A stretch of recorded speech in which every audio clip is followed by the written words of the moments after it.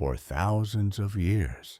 One story has appeared again and again in civilizations that had no contact with one another.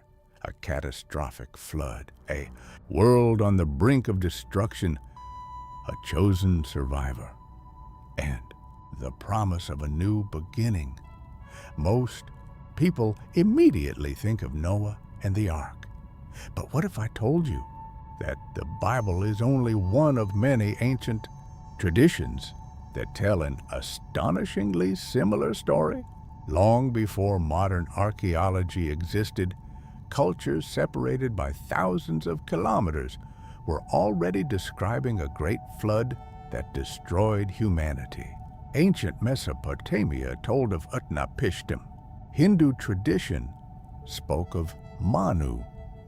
Greek mythology preserved the story of Deucalion.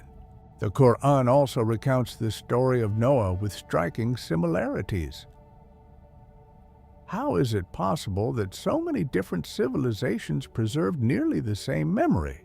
Was there a real event so devastating that it became part of humanity's collective memory? Or did these stories spread from one culture to another over thousands of years? In this video, we're going to examine the oldest flood traditions ever recorded, compare what they have in common, explore what makes them different, and analyze the evidence that still fuels one of history's greatest mysteries. Before we begin, let us know in the comments, do you believe these stories describe the same historical event? Or are they simply powerful myths created by different civilizations? Now, let's travel back thousands of years to the birthplace of the oldest known flood story ever written. The oldest surviving account of a great flood does not come from the Bible. It comes from ancient Mesopotamia, the land between the Tigris and Euphrates rivers, often called the cradle of civilization. More than 4,000 years ago, scribes carved a remarkable story onto clay tablets using cuneiform writing. Those tablets would eventually become part of what we now know as the Epic of Gilgamesh. In that story, the gods decide that humanity has become too numerous and too noisy. They choose to send a massive flood to wipe out nearly all life on Earth. But one man is secretly warned. His name is Utnapishtim. He is instructed to build an enormous boat, bring his family aboard, and preserve animals so that life can begin again after the waters recede. If that sounds familiar, you're not imagining it. The similarities between Utnapishtim's story and the biblical account of Noah are extraordinary. Both men receive a divine warning before the catastrophe. Both build a large vessel to survive. Both preserve living creatures. Both endure a flood that covers the land. And when the waters finally begin to disappear, both release birds to discover whether dry land has returned. These parallels have fascinated historians, archaeologists, and biblical scholars for generations. Did the writers of Genesis know these older Mesopotamian traditions? Did both stories grow from an even older source now lost to history? Or could they preserve different memories of the same catastrophic event? The mystery becomes even more intriguing when we leave Mesopotamia behind, because the story of a world-destroying flood appears again in places separated by oceans, languages, and entire civilizations. The next destination takes us thousands of kilometers east to ancient India, where another survivor of a great flood would become the ancestor of a renewed humanity. As we continue exploring the world's oldest traditions, one surprising fact becomes impossible to ignore. The story of a great flood is not limited to Mesopotamia or the Bible. In Hindu tradition, a righteous man named Manu is warned by a mysterious fish that a catastrophic flood is coming.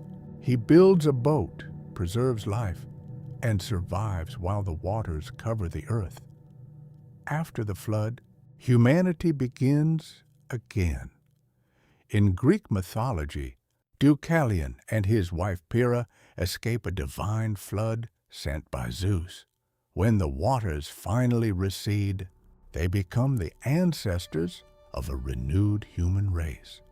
Even in the Quran, the story of Noah, known as Nuh, describes a prophet who warns his people, builds an ark by God's command, survives the flood with the faithful, and witnesses the beginning of a new chapter for humanity. Civilizations, separated by vast distances, speaking different languages and developing independently, all preserve stories with strikingly similar elements. Could this simply be coincidence? Many historians believe these stories evolved through cultural exchange, passing from one civilization to another over centuries. Others argue they may preserve the memory of real regional floods that deeply affected ancient societies. And some researchers suggest an even more intriguing possibility, that these traditions are fragmented memories of a single prehistoric catastrophe, remembered and retold as humanity spread across the world. So, what does the evidence actually tell us? Modern archaeology has confirmed that massive floods occurred in different parts of the ancient Near East.